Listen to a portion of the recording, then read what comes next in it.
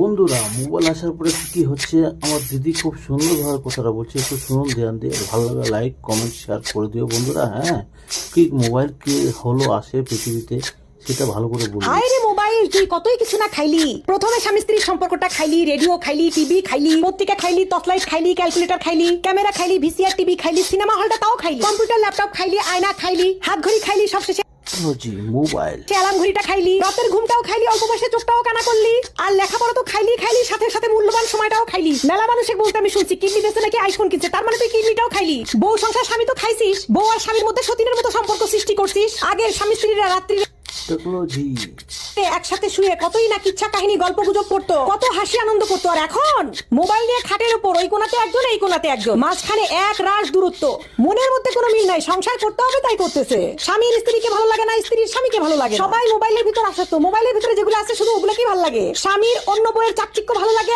আর স্ত্রীর অন্য স্বামীর কথাবার্তা চালচলন এগুলো ভালো লাগে। হায় রে কি যুগ পড়লো রে, মোবাইলে সবকিছুই খাইলো রে। আগের দিনগুলা কি যে ভালো ছিল।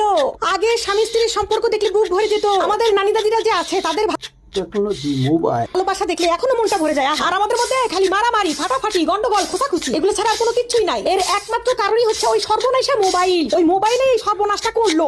এই যে আগে স্বামীরা কাজে থেকে আসলে বাড়িতে এসে ঢুকে বলতো, বউ আমার জন্য একটু পানি টানি রেডি করো। আর এখন বাড়িতে আসার সাথে সাথে প্রাচীরের এই পাশ থেকে ওয়াইফাই কানেক্ট করে মোবাইল দেখতে দেখতে ঢুকবে, ঢুকে বলবে ভাত দে। বউয়ের দিকে তাকানোর সময় নাই, বউ খাইছে কিনা, পড়ছে কিনা, কোনো জিজ্ঞাসাবাদ কিচ্ছু নাই। ওই মোবাইল টিপতে টিপতেই ভাত গিলবে, তারপর বউকে একবার জিজ্ঞাসা করবে না, একটু বউয়ের দিকে তাকাবে না। আবার অন্যদিকে চিন্তা করেন, আগের যুগের বউয়েরা স্বামী আসলে কি যত্ন সেবা, আদর যত্ন, ভালোবাসা, হাত পা ধুয়ে দিত, গামছা নিয়ে বসে থাকতো। আর এখন বাড়িতে এসে স্বামীরা যদি বলে একটু ভাত দে, তখন বউ বলে তুই পারলে তুলে খা, বেশি হুকুম করবে না আমার সাথে, ফেসবুকে ভিডিও দিচ্ছি, লাইক কমেন্ট মোবাইল আসার পরে দুনিয়াটা চেঞ্জ হয়ে গেল পুরো। আসতেছে না। তুমি জানো না আমার মন ভালো নাই, তার মানে বউয়ের মন মেজাজ ভালো না থাকার কারণ কি? ওই মোবাইল। ওই যে মোবাইলের ভিতরে দেখে মানুষের বউ বর মানুষের ফুল দেয়, চকলেট দেয়, সিনেমা হলে ঘুরতে নিয়ে যায়, ভালো ভালো খাওয়ায়, ভালো ভালো পড়ায়। ওগুলো তো পারে না। ওগুলো যে ওরা ভিডিওর জন্য করে সেটা তো আমরা বুঝি না। আর ভাই আমরা কি মনে করি ওদের স্বামীরা কত ভালো, আমাদের স্বামীরা আমাদের কিছু দেয় না। কিন্তু বাস্তবতা কি? বাস্তবতা তো বড় কঠিন। আমাদের স্বামীরা আমাদের জন্যই সারাদিন কষ্ট করে, বেচারিরা সময় পায় না আমাদের সাথে কথা বলতে। কিন্তু আমরা তো আর ওইটা বুঝি না। ওই মোবাইল একটা দেখে আমাদের চোখে মোহ লেগে যায়, তখন আর নিজের ঘরটা ভালো লাগে না। এইগুলা যন্ত্রণা হচ্ছে বাড়ি বাড়ি। এই যন্ত্রণাগুলো হচ্ছে শুধুমাত্র মোবাইলের কারণে। হ্যাঁ, আমার মোবাইল কই গেল? মোবাইলে যে এতই ফিল্টার দিয়ে দিয়ে মেয়েরা এই এতই টিকটক বানাইছে,